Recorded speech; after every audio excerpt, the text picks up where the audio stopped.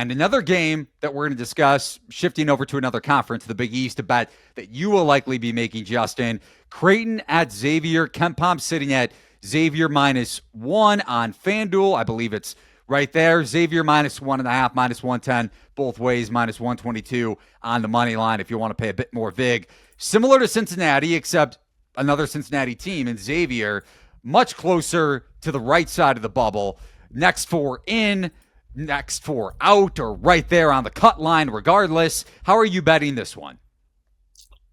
I am all in on X, baby. Let's go. I think this is an absolute mismanagement of the data. Yeah, this should probably be -4, -4.5, in my opinion, at home. I understand Ryan Kalkbrenner is a very good defensive player. I think Creighton has talent themselves for sure, but rating these teams 20 spots away from one another, I'm not totally sure about that. It's really hard to win on the road in the Big East, and yes, I know they beat Villanova by 2, which is probably very similar in terms of how KenPom's seeing this. Villanova was rated 55th at the time. Xavier is rated 54th right now. They beat Connecticut on the road by 5. They beat Butler on the road by 4. Again, it's just at some point you have to look at that and say, how sustainable is it? They started the season off. They lost to Georgia and Marquette on the road. They lost to San Diego State and Texas A&M on neutral floors. I wasn't, they played kind of a weak non-conference in my opinion. We know Notre Dame isn't all that great. Not the weakest, but not exactly crazy in terms of like those opener games. I'm low on San Diego State and Texas A&M, so I'm not super impressed by that. And I'm low on Georgetown this season. So it's interesting, but I do think Xavier has a good pathway here to go in and win this game. I really like these small numbers at home at this point in the season. I just don't see a lot of results finishing at that line. So money line, -1, Xavier, probably going to be one of my favorite plays for Saturday. Wouldn't be shocked if it's written up somewhere. Ooh, little tease there. I'm with you.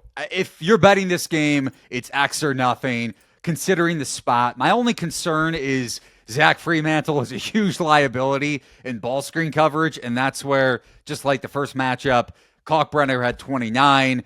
They can eat you alive in pick and roll action. So stylistically, if Creighton is controlling the tempo, dominating the glass, favors the Blue Jays, especially in the half court offensively. But I may end up still, with that being said, having to play on X. So the market in line with KenPom, but we're both still seeing a little bit of value towards the Musketeers. Maybe less so for you about the spot. I think that's pretty important with everything on the line here for Xavier. And this maybe being a win and in game, and they wouldn't have to rely on any Big East tournament results. Would you agree? Yeah, I agree. I mean, this is one of those games where, either side absolutely fortifying the resume. I would argue that this is one of the biggest games of the season for two bubble teams in the Big East. This is much must-watch television if you're a Big East fan. I don't have any gear from either of these teams yet, so that means I can't officially root for either. And, it doesn't really matter. Well, you can't be a St. John's fan and have gear for either. Well, I collect gear from every team I go see, and I'm trying to collect gear for every single team. So I will eventually have to succumb to that rule. And I do have a Seton Hall Pirates shirt from when I saw St. John's there. So that's a pretty cool one. It's fine. Look, it's not even competition, man. We're going to win the league by 2 whole games. It wasn't even close. St. John's does not lose at Madison Square Garden. It is awesome. And I hope, my only hope is that I kind of have like a hope that they're not super all in on the Eastern Conference Championship, that they're pretty happy with the regular season title. They're sort of focused on March Madness. I think you build culture a little bit more these days with March Madness than you do than it was maybe in decades past, where it was like, oh, we've won all these Big East championships. It's like, okay, you do it for a few seasons, sure, but you go make a run right now to the Elite Eight, that will help your recruiting tomorrow. I mean, yes, it's great. It's a big deal, but like, I don't know. I feel like the big steps to be made for St. John's and the future of the program are 3 weeks away, not a week and a half away.